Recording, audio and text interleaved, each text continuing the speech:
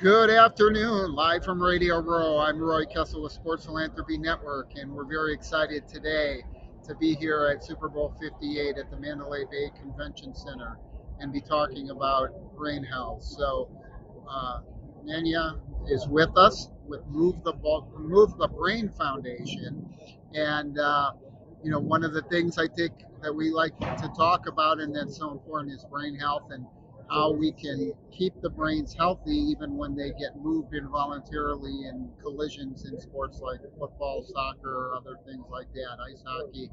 So, Anya, thank you for being with us today. Yes, thank you also. So I know you're part of the Brain Health Summit at Lee Steinberg's event on Saturday. Would love to have you share more with us about the work that you're doing at Move the Brain Foundation. Can you repeat the last one? Would love to have you share more about the work that you're Yeah. doing Yes. with us. Yes. Yes. So where shall I start? What will be the start? You wanna?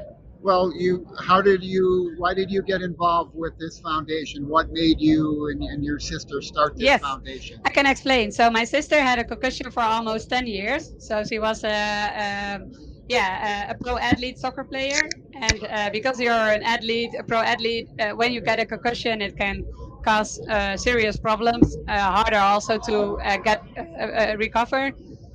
So after 10 years, she's starting her own center to help more people.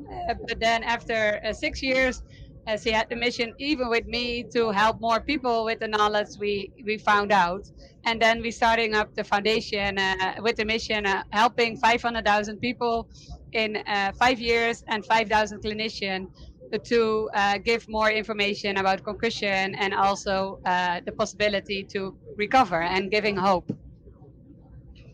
So, a little bit, give a little bit of a background, right, for you in terms of where you grew up Yeah, and how you I got can tell. involved with Yes. that. So me and my sister are twins. So you will see later on, maybe when you're look. Um, so we grew up in the Netherlands, and we were always together. Rihanna described that in the first book a little bit also. And then after she got 16, she went to America.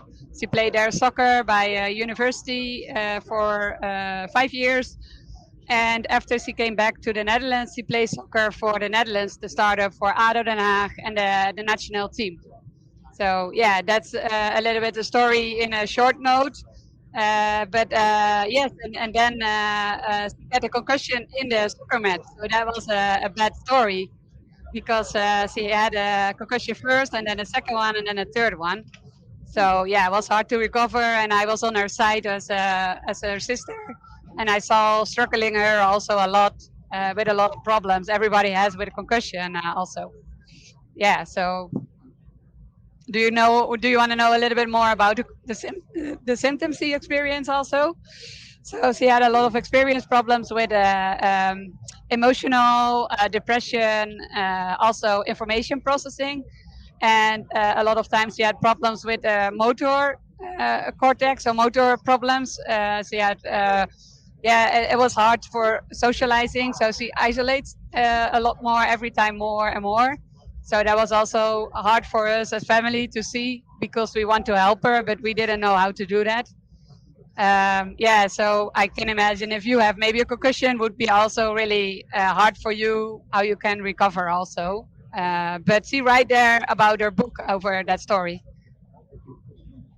So this is the book that you're talking about, right? That you Yes, both yes, co-authored together, right? So this book is called "Rising Beyond the Game: A Former Pro Athlete's Journey Through Concussion, Resilience, and Beyond" by the twins, right? So yes, that's correctly. you are the twins, and so Yes, you know what's interesting when you look at that, right, is different twins experience things differently. So you and your sister, right, different experiences. it is.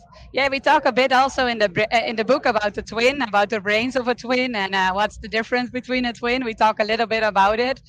We have almost similar brains, but because Rihanna was playing soccer for a long time, her brain is more rewired on some areas where your sensory and your motor is more active. It's better in shape by her side. So it's really funny that it's almost the same, but on that side a little bit less. Now, when you talk about this, tell us some of the plans for the book. What are you guys Yeah. doing So and yes, doing I to can do. promote and support the book? Yeah.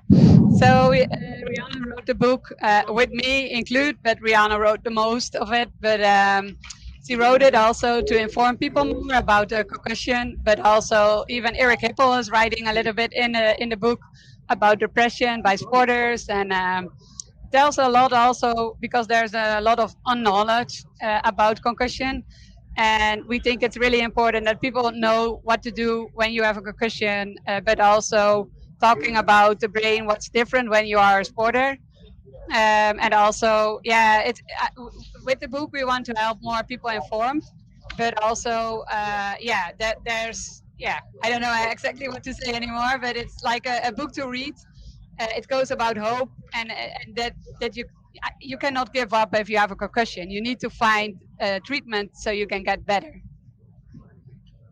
So now you set up the Move the Brain Foundation here in the United States, Yes. and so how are you going about expanding the foundation and the operations, and what's the mission to The be able to mission. help? So yeah, so we have one mission. We have one goal. It's really a huge goal, I guess. It's 500,000 people we want to help in 5 years, and also helping 5,000 clinicians to let them know how they can help with an holistic approach. That's the most important part by us, and also brain technology. What's also in the market, what can help to recover with it. So yes, that's our main goal for now. So we need help for that also.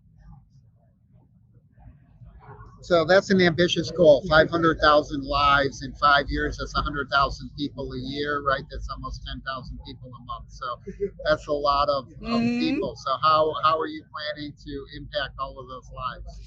I think with the help of a lot of people, we're gonna do that. So I think I spoke also here on Radio Row with a lot of people about concussion, and I heard everybody say the same. Yes, like it's really a problem, and we need help with that. So I think if we all get involved with this, I think we can make a launch and get that 500,000 really in it. And then in terms of the clinicians, tell us a little bit about the program that you're using Yeah, to train the so basically we are starting it. So it's a project we want to start off. So it's not there yet, but we because we're launching now also the foundation with it. We want to help inform clinician how they can help people retreat, but also how they what the signs are, and it's really important because a lot of people don't know. Also, clinicians not what to do. So I think if we can already have that clinician get informed, that will help a lot to yeah to help also the 500,000 people helping. So yes, so maybe we reach a higher goal with that. So it will be 50,000 clinicians we can help.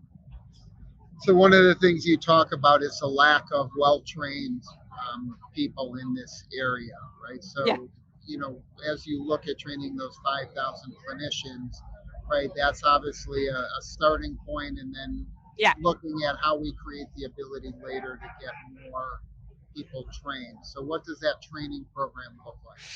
So the training program is like there are all different states we are in. So it's also having videos, but also information documents for trainers.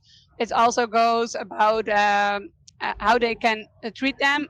So because we did by ourselves also a lot of treatment with clients. So all the knowledge we have we want to put in with the foundation, and with the knowledge we have, we want to train the trainers with that.